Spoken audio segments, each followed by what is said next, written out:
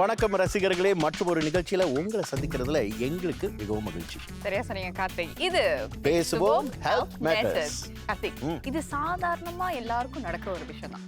ஆனா எல்லாரும் கேலி பண்ற ஒரு விஷயமா இருக்கு. ரசிகர்களே, இப்போ உங்க எல்லாருக்கும் ஒரு முக்கியமான கேள்வி கேட்க போறேன். உங்களில் எத்தனை பேருக்கு, அதாவது ஸ்கிரீனுக்கு அந்த பக்கம் இருக்கிற உங்களில் எத்தனை பேருக்கு கொரட்ட பிரச்சனை இருக்கு? அப்படி நிறைய பேர் கை தூக்குற மாதிரி ஃபீல் வரல? இல்ல, இந்த பக்கம் நீங்க ஏதோ கை தூக்குன மாதிரி ஃபீல். ஸ்கிரீனுக்கு அந்த பக்கம் சொன்னா ஓகே ஓகே, அது ஃபீல் ஆகுது. ஒரு நிறைய பேர் தூக்குறாங்க போல இருக்கு. அந்த மாதிரி தூக்குறாங்கல்ல, அதாவது அந்த பிரச்சனையை பத்தி தான் இன்னைக்கு நம்ம பார்க்க போறோம். சரியா சொன்னீங்க கார்த்திக். கூட நான் ஒன்று கவனிச்சேன். சுதாஷினி நிறைய ஒயர்ஸ் எல்லாம் போட்டுக்கிட்டு படுத்து இன்னும் டெஸ்ட் பண்ணிட்டு இருந்தாங்க கிளினிக்ல. அதுக்கும் கொரட்டைக்கும் என்ன சம்பந்தம்? கொரட்டை நாம ஏன் விடுறோம்? கொரட்டை எந்த அளவு மீறினா அது நமக்கு ஆபத்தை விளைவிக்கும்? கொரட்டைனால உயிருக்கு ஏதாவது கேடு வருமா? இந்த மாதிரி பல கேள்விகளுக்கு நாம இன்னைக்கு பதில் தெரிவிப்போம். சரியா சொன்னீங்க. அதனால நம்ம வசந்தம் நட்சத்திரங்களை கூப்பிடுவோம். கிளினிக்கு போன டெஸ்ட் பண்ணாங்களே அவங்களே கூப்பிடுவோம். வாங்க சுதாஷினி, அவங்களோட சேர்ந்து தவனேசன்.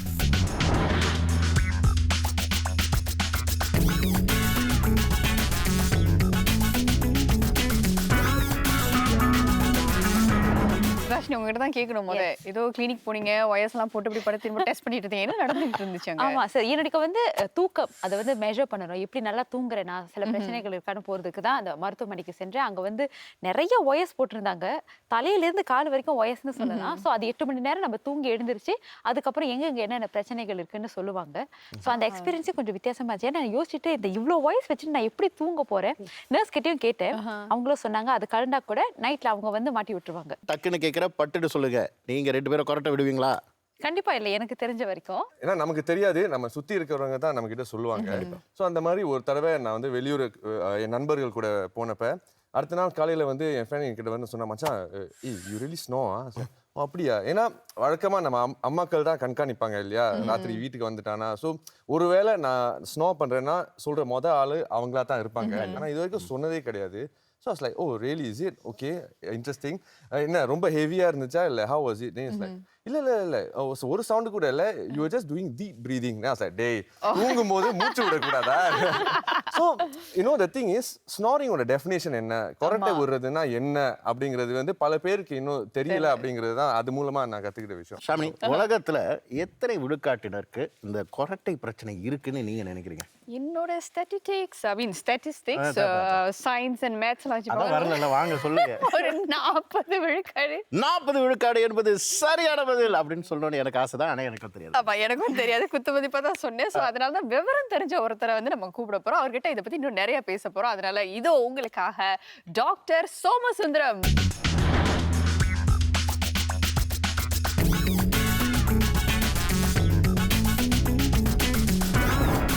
டாக்டர் சோமசுந்தரம் இங்டங் ஃபாங் மருத்துவமனையில் ஒரு மூத்த ஆலோசகராக இருக்காரு.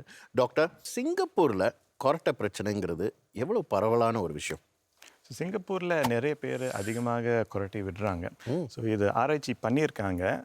இதில் 20லேருந்து 30 விழுக்காட்டினருக்கு தினசரி அதிகமாக கொரட்டை இருக்குது. சில பேருக்கு மைல்டாக ஸ்னோரிங் இருக்கும், அதில் இது சேர்க்கலை. ஆனால் சீரியஸான கொரட்டை 20லேருந்து 30 விழுக்காட்டினர். 2 முக்கியமான பாயிண்ட்ஸ் இப்போ நான் சொல்லிடுறேன். ஸோ முதல்ல, தினசரி இப்படி அதிகமாக கொரட்டை இருந்தால் அவங்களுடைய தூக்கம் பாதிக்கும். தினசரி இப்படி இருந்தால் அடுத்த நாள் அவங்களோட ஒர்க் பர்ஃபார்மன்ஸ் எல்லாம் அவ்வளோ அலர்ட்டாக இருக்காது, கவனம் கொஞ்சம் குறைவாக இருக்கும். 2வது, தினசரி இப்படி அதிகமாக கொரட்டை இருந்தால் அநேகமாக அவர்களுக்கு மேல் சுவாச பாதையில் அநேகமாக அடைப்பு இருக்குது. ஸோ இன்னொரு பேருக்கு ஆப்ஸ்ட்ரக்டிவ் ஸ்லீப் ஆப்னின்னு சொல்லுவோம், ஓஎஸ்ஏ ஷார்ட்டாக சொல்லணும்னா ஓஎஸ்ஏன்னு சொல்லுவோம். ஸோ இது ஒரு அறிகுறி, அதிகமாக கொரட்டை இருந்தால். கொரட்டை அப்படின்னா என்ன, அதை நம்ம எப்படி தெரிஞ்சுக்கலாமா இதுதான் கொரட்டை அப்படின்னு? ஸோ இந்த வார்த்தை கொரட்டை, ஸ்னோரிங் கொஞ்சம் கன்ஃபியூஷன் ஆகும். ஸோ இது என்ன? ஸோ சாதாரணமாக பகல் நேரத்தில் மூச்சு எடுக்கும்போது ஒன்றும் சத்தம் இல்லை, ஆனால் தூங்கும்போது தான் இந்த சத்தம் வரும். ஏன் இப்படி? ஸோ நாங்கள் தூங்கும்போது பேசிக்லி அந்த மேல் சுவாசப்பாதை சுற்றி அந்த தசைகள் இருக்குது, மசில்ஸு. ஸோ நாங்கள் தூங்கும்போது அந்த மசில்ஸ் கொஞ்சம் ரிலாக்ஸ் ஆகும்போது அந்த மேல் சுவாசப்பாதை கொஞ்சம் நேரோ ஆகும். ஸோ நேரோ ஆகும்போது தான் அந்த வைப்ரேஷன் சத்தம் கேட்கும். ஓகே ஸோ வைப்ரேஷன் சத்தம் தான் அந்த ஸ்னோரிங்கை குரட்டை கூப்பிட்றோம். ஹெவியா அங்க இருந்து சுதாஷினி தலையாட்டினாங்க. ஏமா அது வீட்ல நிறைய பேருக்கு கொரட்டை பிரச்சனை இருக்கோ? Actually இருக்கு. என் அப்பாவுக்கு இருக்கு சின்ன வயசுல இருந்து. அப்ப நான் வந்து வீட்ல இருக்கும்போது ரொம்ப சத்தமா இருக்கும். நான் அம்மா கிட்ட கேட்பேன், எப்படி நீங்க வந்து அவர் பக்கத்துல தூங்குறீங்க இத்தனை வருஷமா? லைக் அந்த சத்தம் உங்களுக்கு டிஸ்ட்ராக்டிங்கா இல்லைன்னு கேட்பேன். ஸோ இப்போ நீங்க இந்த நிகழ்ச்சியை கண்டிப்பா பார்த்துட்டு இருக்கும்போது அவருக்கே நிறைய அட்வைஸ் கிடைக்கும். அடுத்து வந்து விஷ்ணு என்னுடைய கணவர், அவர் வந்து ஆக்சுவலி ஸ்னோ பண்ண மாட்டாரு. பட் அது என்ன ஒரு இன்ட்ரெஸ்டிங்கான விஷயம்னா, அவர் எப்பெல்லாம் ரொம்ப டயர்டா இருக்காரோ அந்த டைம்ல அவர் ஸ்னோ பண்ணுவாரு.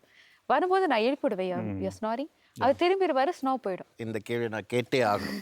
இப்ப நீங்க சுதாஷினி கொடுத்த எக்ஸாம்பிள்ஸ் கூட பாத்தீங்கன்னா அப்பா கணவர் ஆமாம் ரெண்டுமே ஆண்கள் தான் சொல்றாங்க. ஆமாம் ஆமாம் கரெக்ட். பரவலாவே வந்து பெண்கள் no I don't know at all அப்படின்னு சொல்லுவாங்க. ஆமாம். இது எந்த அளவுக்கு உண்மை? ஆண்கள் தான் அதிகமா கொரட்டை விடுவாங்களா அதுல பெண்களும் கொரட்டை விடுவாங்களா?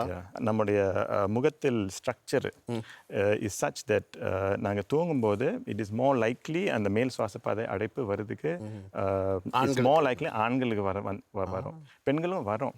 Okay, but on the spectrum கொஞ்சம் குறைவு. ஸோ ரெண்டாவது நம்மளோட எடை ஸோ எடை கொஞ்சம் அதிகமாக இருந்தால் கண்டிப்பா இந்த குரட்டை அதிகமாக இருக்கும். இப்போ சுதாஷினி வந்து கணவர் வந்து திரும்பி படுக்கும் போது அந்த குரட்டை சத்தம் இல்ல அப்படின்னு சொன்னாங்க. அப்படி வச்சு பார்க்கும்போது எப்படி படுக்கிறீங்கன்றத பொறுத்து கூட வந்து குரட்டை விடுறாங்களா இல்லையான்றதை வந்து தெரிஞ்சுக்கலாம் இல்லையா? அதை வந்து இப்போ நம்ம வந்து ஒரு சின்ன டெமோவா பார்க்க போறோம். அது வந்து நம்மளோட மருத்துவர் தான் வந்து வழி நடத்த போறாரு. ஸோ நல்லா கம்ஃபர்டபுளாக இருக்கீங்களா? சரி, ஓகே, வெரி குட். ஸோ நிறைய பேர் இந்த பொசிஷனில் தூங்குவாங்க, மல்லாந்து தூங்குவாங்க. ஆனால் தூங்கும்போது நம்முடைய நாக்கு கொஞ்சம் பின்புறத்தில் கொஞ்சம் நவரும் தூங்கும்போது. ஏன்னா ரிலாக்ஸ் பண்ணும்போது கொஞ்சம் பின்புறத்தில் நவரும். சுவாசப்பாதை கொஞ்சம் நேரோவாக ஆகும். அப்படின்னா அந்த குரட்டை ரொம்ப அதிகமாக இருக்கும். சுவாசப்பாதையும் அடைப்பு உண்டாக்கலாம். ஓகே, ஸோ இது பெஸ்ட் பொசிஷன் இல்லை. ஸோ வலது பக்கத்தில் அல்லது இடது பக்கத்தில் தூங்கினா பெட்டரு. ஸோ இப்போ அதை டெமான்ஸ்ட்ரேட் பண்ணுறோம்.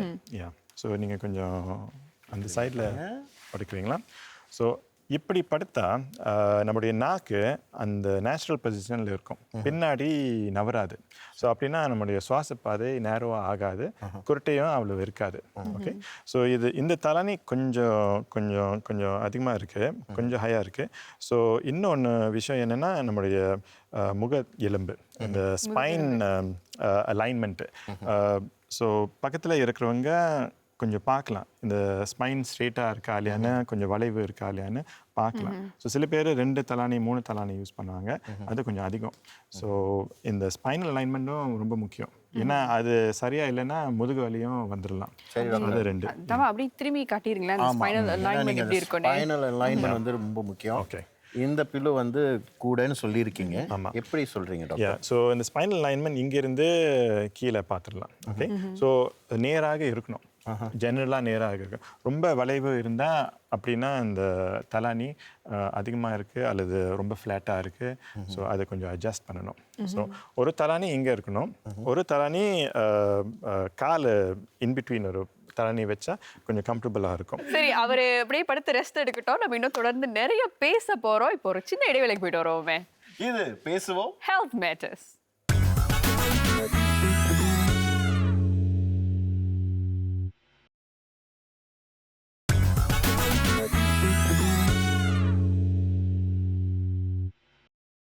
பேசுவோம் ஹெல்த் மேட்டர்ஸ். டாக்டர், ஆக்சுவலி நீங்கள் ஒரு விஷயம் சொன்னீங்க, ஸ்லீப் ஆப்னியா அப்படின்னு ஒரு இது சொன்னீங்க. இதில் பாதிக்கப்பட்ட ஒருத்தருடைய கதையை தான் நம்ம அடுத்து பார்க்க போகிறோம். ஸோ அதுக்கப்புறம் நம்ம வந்து இன்னும் நிறைய கேள்விகள் இருக்குது, அதை பார்த்துருவோம். சரி, நான் வந்து கிளினிக்கு போயிருந்தப்ப, காய்ச்சலோட போயிருந்தப்ப வந்து இந்த டாக்டர் வந்து சொன்னார், என்னோடய கழுத்து பார்த்துட்டு வந்து கேட்டார், உனக்கு வந்து இந்த மாதிரி அறிகுறி இருக்குதா அப்படின்னு. ஸோ நான் வந்து என்னென்ன அப்படின்னு சொன்னார், உனக்கு வந்து கொரட்டை விடுவியா அப்படின்னு. ஸோ ஆமாம். உனக்கு தூங்கி எழுந்திரிச்சனோட வந்து இன்னும் டயர்டாக இருக்குமா? ஆமாம். அப்புறம் தலைவலிக்குமா? அடிக்கடி தலைவலி வருமா? ஆமாம். அப்புறம் ஸோ இந்த மாதிரி நிறையா கேள்விகள். இன்னும் மூச்சு திணறலோட வந்து எழுந்திருப்பியா? ஆமாம். ஸோ அந்த மாதிரி நிறையா அறிகுறி இருக்கும்போது சொன்னார், நான் நினைக்கிறேன் உனக்கு வந்து ஸ்லீப் ஆப்னியா அப்படின்னு ஒரு டிஸார்டர் இருக்குது. இதை கன்ஃபார்ம் பண்ணணும்னா நான் உனக்கு ஒரு ரெஃபரல் லெட்டர் தரேன், நீ வந்து போய் ஒரு ஸ்லீப் ஸ்டடி பண்ணணும் அப்படின்னு. அந்த டாக்டர் வந்து எனக்கு ஒரு ஃபோட்டோ காமிச்சார். ஸ்லீப் ஆப்னியானால் வந்து வர்ற விளைவுகள் வந்து என்ன அப்படின்னு. அது பெரிய லிஸ்ட்டு. அது பார்த்துட்டு நான் பயந்துட்டேன். தஸ் டைப் 2 டயபெட்டிஸ் வரலாம், ஹார்ட் அட்டாக் வரலாம், அந்த மாதிரி நிறையா. NUHக்கு போனேன். அங்கே வந்து அந்த ரிப்போர்ட்டை பார்த்துட்டு என்கிட்ட அதை எக்ஸ்பிளைன் பண்ணார். ஓகே, உனக்கு வந்து obstructive ஸ்லீப் apnea இருக்குது, கொஞ்சம் எக்ஸ்ட்ரீமாக இருக்குது அப்படின்னு. அப்புறம் இன்னொரு டயக்னோசிஸ் வந்து ப்ரக்சிசம் சொல்லுவாங்க. அது வந்து தூங்கும்போது வந்து அந்த பற்கள் வந்து நம்ம அப்படியே கடிச்சிக்கிட்டே இருப்போம், ஜா வந்து கிளென்ச் பண்ணிகிட்டு இருப்போம், அந்த மாதிரி. ஸோ இந்த 2 விஷயங்கள். என்னோட ஸ்லீப் ஆப்னியாவோட காரணம் வந்து குறுகிய காலத்தில் வந்து எடை வந்து ரொம்ப கூட போட்டதுனால வந்து the தொண்டையில் இருக்கிற மசில்ஸ் வந்து tend to ரிலாக்ஸ் பண்ணும்போது அந்த ப்ரீதிங் ஸ்டாப் ஆகும். CPAP வந்து it's called continuous positive airway pressure. So இந்த மிஷினை வந்து யூஸ் பண்ணுறதுக்கு வந்து they send me a referral to couple of companies that we tested it out for 3 மாதத்துக்கு வந்து அது வந்து நம்ம ட்ரை பண்ணிட்டு இருந்தோம். அது போட்டுட்டு தூங்கும் போது வந்து while it is அந்த தூக்கம் வந்து கெடாமல் இருக்கும், ஆனால் அது ஒரு மூவ் பண்ண முடியாது, ரொம்ப ரிஸ்ட்ரிக்டிவாக இருந்துச்சு அந்த ஃபீலிங் அந்த டைமில்.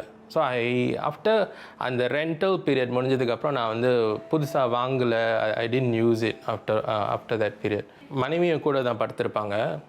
அந்த விழிப்பு இருக்கணும். கணவர் வந்து மூச்சு விடுறாரா இல்லாட்டி போயிட்டாரா.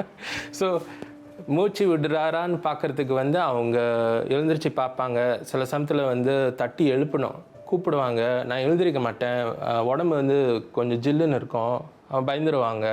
ஸோ அந்த வகையில் வந்து அது கொஞ்சம் ஸ்ட்ரெஸ்ஃபுல்லான சிச்சுவேஷனாக இருந்துச்சு அவங்களுக்கு. தூங்கிட்டு இருப்பேன், திடீர்னு வந்து மூச்சு விட முடியாது, அப்படியே எழுந்திருப்பேன், அப்படின்னு எழுந்திருப்பேன் ராத்திரியில். அது ரொம்ப சத்தமாக இருக்கும், திடீர்னு ஒரு அலார்மிங்காக இருக்கும். அவங்களுக்கு என்னாச்சுன்னு.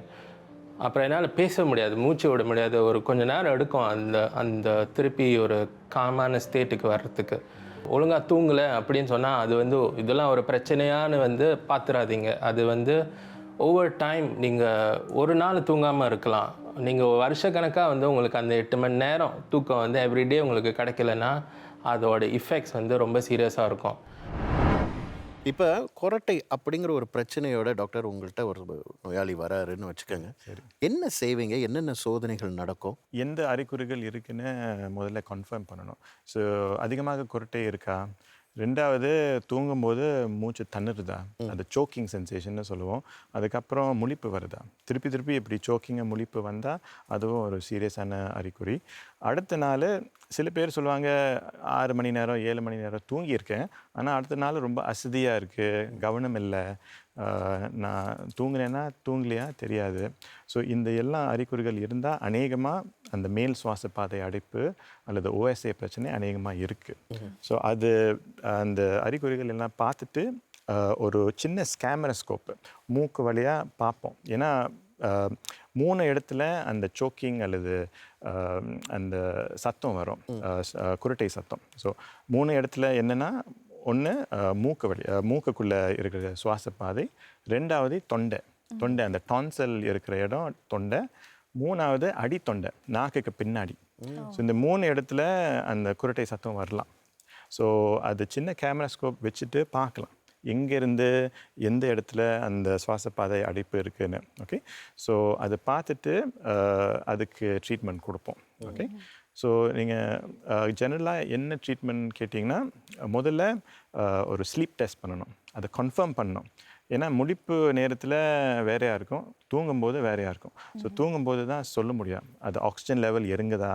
ஸோ அவங்க சொன்ன மாதிரி ஆக்சிஜன் இறங்கும்போது திடீர்னு முழிப்பு வந்தோம், அவங்க கொஞ்சம் கன்ஃபியூஷன் ஆகும் என்ன ஆகுதுன்னு. ஏன்னா அந்த சமயத்தில் ஆக்சிஜன் லெவல் இறங்கிருச்சு, கொஞ்சம் கன்ஃபியூஷன் ஆகும்.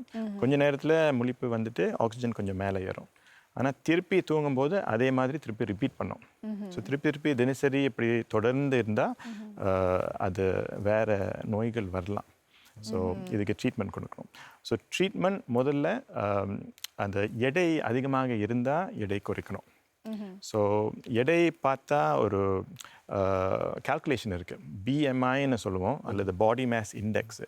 ஸோ இப்போ ஐஃபோனில் கூகுளில் ஆப்ஸ் எல்லாம் இருக்குது பிஎம்ஐ கால்குலேட்டரு. ஸோ நம்ம ஏஷியன்ஸுக்கு 18லேருந்து 23 பிஎம்ஐ இருக்கணும். அதுக்கு மேலே இருந்தால் அப்படின்னா நாங்கள் எடை அதிகமாக இருக்குன்னு.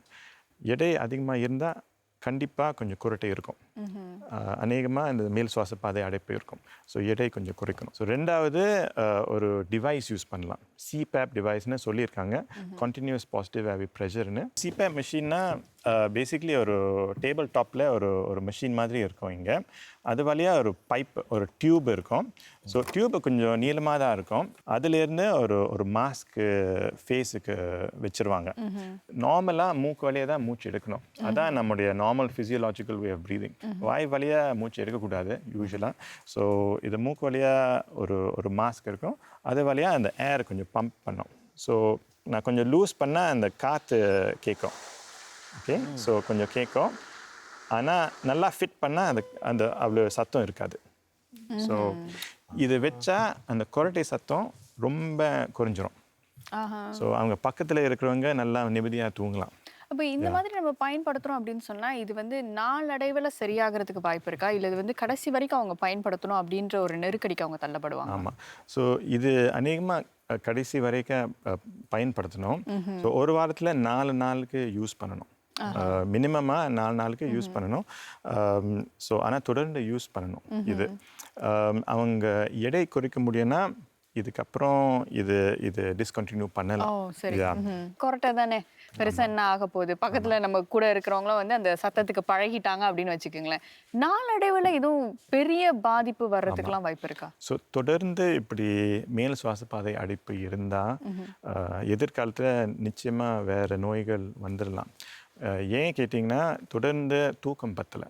ஸோ அப்படின்னா நம்முடைய உடலில் ஒரு ஸ்ட்ரெஸ் ஹோமோனு கார்டிசால் ரொம்ப அதிகமாக வந்துடும். அந்த கார்டிசால் முக்கியமானது தான், ஆனால் அந்த சமயத்தில் கொஞ்ச நேரத்துக்கு அதிகமாக இருக்கணும். ஆனால் தொடர்ந்து தூக்கம் பத்தலைன்னா அந்த கார்டிசால் தொடர்ந்து அதிகமாக இருக்கும். வேறு பிரச்சனைகள் வரலாம். என்ன வரலாம்? ரத்த கொதிப்பு வரலாம், இனிப்பு நீர் வரலாம், அதுவும் மாரடைப்பும் பக்கவாதமும் வரலாம். இப்போ ஒரு சின்ன இடைவேளை, எங்கேயும் போயிடாதீங்க. இது பேசுவோம் ஹெல்த் மேட்டர்ஸ்.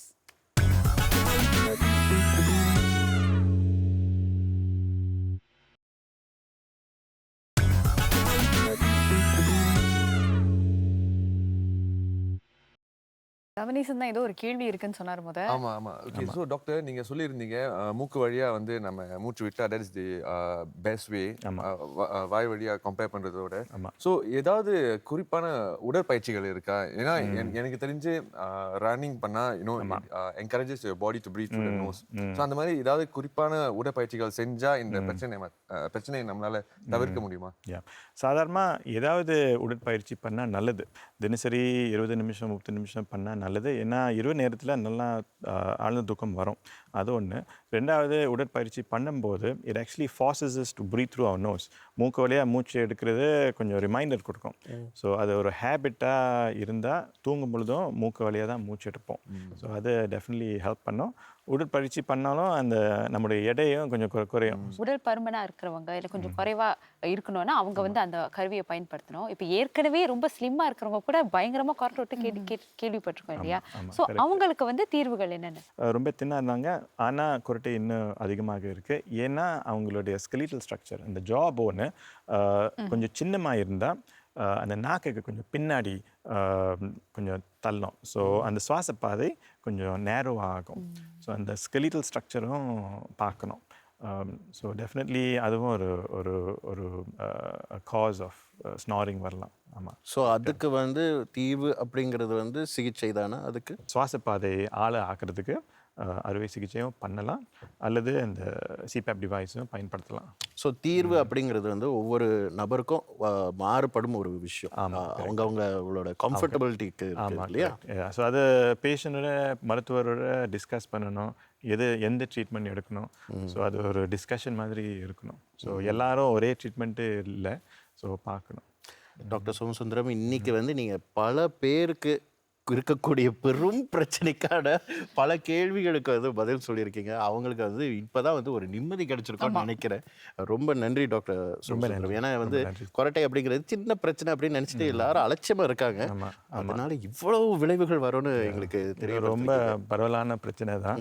ஸோ இந்த ஷோ ரொம்ப இன்ஃபார்மேட்டிவாக இருக்கும் நினைக்கிறேன். ரொம்ப நன்றி டாக்டர். ரொம்ப நன்றி, தேங்க்யூ. அதே நேரத்தில் நம்ம ஸ்டுடியோவுக்கு வந்து அவங்களுடைய கேள்விகளை முன்வைத்து அவங்களுடைய வாழ்க்கை அனுபவங்களாக பகிர்ந்துக்கிட்டாங்க தவடேசன், சுதாஷினி.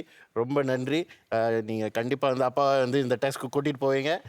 விஷ்ணுக்கும் கூட்டிகிட்டு போகலாம்னு நினைக்கிறேன். ரொம்ப நன்றி உங்கள் 2 பேருக்கும். தேங்க்யூ. சரி கார்த்திக், குரட்டை இதை வந்து ஒரு சகஜமான ஒரு விஷயமா நம்ம தெரிஞ்சிருக்கோம்.